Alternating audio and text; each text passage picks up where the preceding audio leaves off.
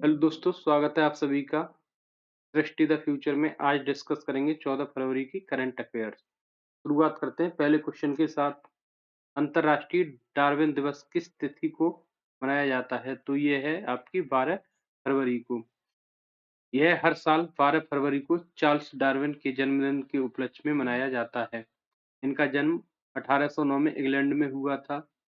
यह दिन Charles Darwin के विज्ञान में योगदान पर केंद्रित है और सामान्य विज्ञान से विज्ञान को बढ़ावा देता है। डार्विन एक अंग्रेजी प्रकृतिवादी थे, जिनके प्राकृतिक चयन के वैज्ञानिक सिद्धांत ने आधुनिक विकासवाद के अध्ययन को की नींव रखी। इन्होंने फिट एंड फिटेस्ट का नारा दिया, मतलब वही जीवित रह सकता है जो इस पृथ्वी पर सर्वाइव कर सकता है, जो अपने आप को फिट कर लेगा। ठीक। विश्व रेडियो दिवस 2025 का विषय क्या है? इसका विषय है रेडियो और जलवायु परिवर्तन। विश्व रेडियो दिवस पहली बार 2012 में मनाया गया था। ठीक, इसकी स्पेन ने प्रस्ताव किया था और यूनेस्को ने इसको मान्यता दी। ठीक, 1946 में संयुक्त राष्ट्र रेडियो की स्थापना की स्मृति में ये कब मनाया जाता है? 13 फरवरी को प्रतिवर्ष मनाया जाता है। इस पहल का उद्देश्य जलवायु परिवर्तन जैसी चुनौतियों का समाधान करने में रेडियो के महत्व को उजागर करना है। तो एक तो क्वेश्चन यही पूछा जाएगा, कब प्रतिवर्ष रेडियो दिवस कब मनाया जाता है? तो 13 फरवरी को मनाया जाता है। अगला क्वेश्चन, सभी किसानों को मृदा स्वास्थ्य कार्ड उपलब्ध कराने के लिए हरियाणा द्वारा शुरू किए गए अभियान का क्या नाम है? तो ये है आपका हर खेत स्वस्थ। मतलब खेत में क्या है, उसकी आवश्यकता से अधिक खाद लगाना भी क्या है, खतरनाक है। उसमें क्या है, पोषक तत्वों की कमी होती जाती है। इस वजह से क्या है, मृदा स्वास्थ्य कार्ड जारी करने के लिए हर खेत स्वस्थ खेत योजना शुरू की है। ठीक। अब देखो हरियाणा जो है ना, हरियाणा और उत्तर प्रदेश की जो प्राकृतिक सीमा है, वो यमुना नदी बनाती है। ये यूपी के कई एग्जामों में पूछा गया है कि कौन बनाता है सीमा, हरियाणा और यूपी की? तो ये यमुना नदी बनाती है। और हरियाणा की राजधानी चंडीगढ़ है, ये संयुक्त राजधानी है पंजाब के साथ। ठीक है। उसके बाद में यहाँ पर गुरुग्राम स्थित है। गुरुग्राम क्या है, अंतर्राष्ट्रीय सौर गठबंधन का यहाँ पर मुख्यालय स्थित है। देखते हैं अगला क्वेश्चन। फरवरी 2025 में अमेरिकी खुफिया प्रमुख के रूप में किसे नियुक्त किया गया है? तो ये तुलसी गब्बार्ड को नियुक्त किया गया है। पिछले दिन जब प्रधानमंत्री अमेरिका गए हैं, तो उन्होंने तुलसी गब्बार्ड से भी मुलाकात की है। ये राष्ट्रीय खुफिया निदेशक क्या है? यहाँ की अमेरिका की एक एजेंसी है, जो 9/11 के हमले के बाद इस पद को बनाया गया था। ठीक है। और अमेरिका क्या है, उत्तरी अमेरिका में स्थित है, एक देश है। ठीक, इसमें रॉकी पर्वत है, अल्पेशियन पर्वत है। इसकी राजधानी वाशिंगटन डीसी है, जो पोटोमैक नदी के किनारे पर स्थित है। यहाँ पर 5 झीलें हैं कनाडा और इनकी सीमा पर। उनको स्वैम्प्स कहते हैं। जो सुपीरियर है, मीठे पानी की सबसे बड़ी झील है। मिशिगन केवल केवल अमेरिका में स्थित है। ठीक है। देखते हैं अगला क्वेश्चन। प्रख्यात हिंदुस्तानी शास्त्रीय गायक पंडित प्रभाकर कारेकर का 12 फरवरी 2025 में निधन हो गया। वो किस राज्य से हैं? तो वो गोवा राज्य से हैं। देखो गोवा ये है, इसकी राजधानी पणजी है और ये कोंकण तट पर स्थित है। इसकी सीमा आपकी कर्नाटक और महाराष्ट्र से लगती है। इसमें एक प्रसिद्ध बंदरगाह है, इसका नाम क्या है? मोर मुगाओ बंदरगाह। मोर मुगाओ बंदरगाह। इस बंदरगाह को क्या है, पूछ लेते हैं।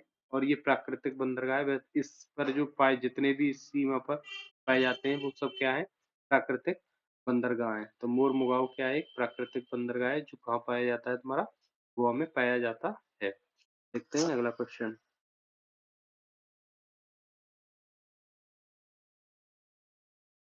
जनवरी 2025 में केनरा बैंक के मुख्य अर्थशास्त्री के रूप में किसे नियुक्त किया गया है?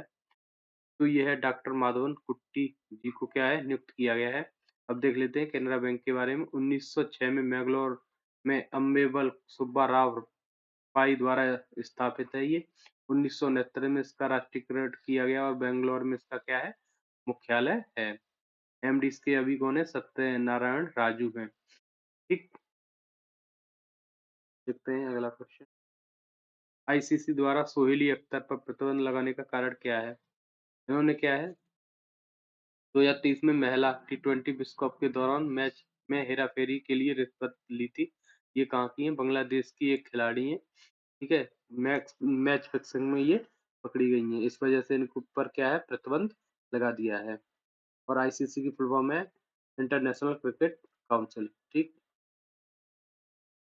चीन के फुजियान प्रांत में खोजा गया सबसे पुराना जुरासिक पक्षी जीवाश्म होमिनिनिड्स जोंगहेंसिस कितना पुराना है? तो ये 150 मिलियन पुराना है। ये चीन है। ठीक, ये इसका फुजियान है और ये ताइवान है और ऊपर ये मंगोलिया है। इसके ऊपर फिर क्या है? ये रूस है, यहाँ पर जापान है, फिलीपींस है यहाँ पर। ठीक, इधर तिब्बत है, इधर तुर्कमेनिस्तान है, यहाँ पर भारत लगा हुआ है। ठीक, यहाँ पर भी भारत है। नहीं, भारत नहीं है यहाँ। ठीक, और ये जो जीवाश्म है ये चीन के फुजियान प्रांत के झेंगहे काउंटी में खोजा गया है। ठीक, ये इस पक्षी की पूंछ छोटी थी तथा इसमें पाइगोस्टाइल हड्डी थी जो आधुनिक पक्षियों के लिए अद्वितीय विशेषता है। इस खोज से पता चलता है कि आधुनिक पक्षियों की शारीरिक संरचना का विकास पहले के अनुमान से 20 मिलियन वर्ष पुराने 20 मिलियन वर्ष पहले जुरासिक काल के अंत में हुआ था। यह खोज पक्षियों की उत्पत्ति के बारे में नई रोशनी डालती है जो 150 मिलियन वर्ष पुरानी है। देखते हैं अगला क्वेश्चन। राष्ट्रीय महिला दिवस निम्नलिखित में से किस व्यक्तित्व की जयंती के उपलक्ष्य में मनाया जाता है? तो ये है सरोजिनी नायडू। प्रतिवर्ष 13 फरवरी को क्या है राष्ट्रीय महिला दिवस मनाया जाता है। ठीक, अब देखो इनके बारे में जान लेते हैं थोड़ी बहुत। ये क्या है? वे उत्तर प्रदेश की पहली महिला राज्यपाल थी। तो ये भी पूछा जाता है कि उत्तर तब इसका नाम क्या था? संयुक्त प्रांत था। तो पहली राज्यपाल कौन थी? सरोजिनी नायडू थी। वे भारतीय राष्ट्रीय कांग्रेस के अध्यक्ष के रूप में चुनी जाने वाली पहली भारतीय महिला थी। पहली महिला कौन थी? एनी बेसेंट थी। ठीक, और ये 1925 में कलकत्ता में कलकत्ता अधिवेशन की इन्होंने अध्यक्षता भी की थी सरोजिनी नायडू ने। प्रसिद्ध वक्ता थी। इन्हें भारत की कोकिला भी कहा जाता था। ये भी कई बार पूछा गया है भारत की कोकिला किसे कहा जाता है। महेर मुनि नाटक इन्होंने लिखा। ठीक, उसके बाद में क्या है भारतीय राष्ट्रीय कांग्रेस की दूसरी अगर महिला के रूप में देखी जाए प्रथम भारतीय तो ये थी। दूसरी महिला देखें तो वो भी ये थी। ठीक, वे स्वतंत्र इसका कारण ये है कि पहली एनी बेसेंट थी। एनी बेसेंट अध्यक्ष बनी थी। ठीक है, वे स्वतंत्रता के बाद किसी भी भारतीय राज्य की ये तो है पहली राज्यपाल थी। 1905 में उन्होंने अपनी पहली पुस्तक कविताओं का एक संग्रह गोल्डन थ्रेशोल्ड शीर्षक से जारी किया। तो ये क्वेश्चन पूछा जा सकता है गोल्डन थ्रेशोल्ड शीर्षक से किसने कविताएं लिखी? तो सरोजिनी नायडू ने लिखी। देख लेते हैं अगला क्वेश्चन। फरवरी 2025 में रोमानिया के राष्ट्रपति क्लाउस योहानिस ने इस्तीफा दे दिया।